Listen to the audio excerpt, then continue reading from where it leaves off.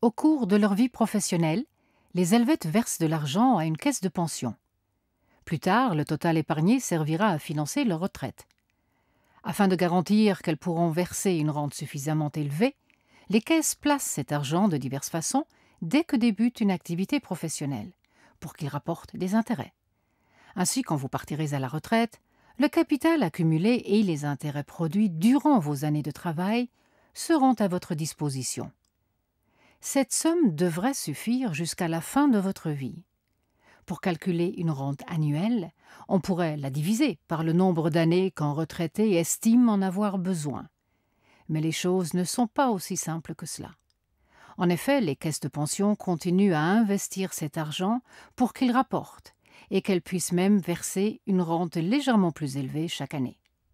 Or, quand le capital accumulé ne permet pas de couvrir les besoins d'un retraité jusqu'à la fin de sa vie, surtout lorsque celle-ci dure plus longtemps que la moyenne, cette situation ne doit pas l'inquiéter aujourd'hui, car faire des promesses, c'est les tenir. Pour cela, chaque rente promise sera versée jusqu'au bout.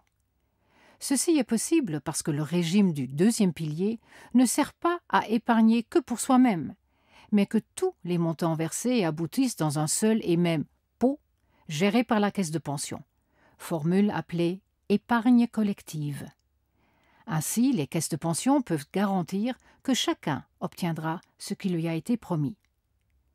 Plus une rente débute tôt et plus nous vivons longtemps, plus la durée de la retraite se prolongera. Or, plus celle-ci se prolongera, plus il faudra de capital pour financer la rente. Et c'est bien là que le bât blesse.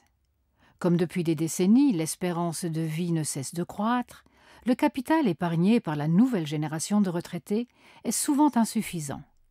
Aussi, leur rente devient-elle tributaire de subventions croisées versées par la population active.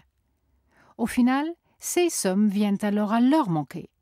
Dans un tel cas de figure, l'équilibre financier n'est plus assuré. Pour le rétablir, le système doit donc être réajusté. Cela dit, la marge de manœuvre reste limitée. En effet, impossible d'influencer l'espérance de vie. Les rendements futurs ne peuvent pas être garantis et les estimer serait de la pure spéculation.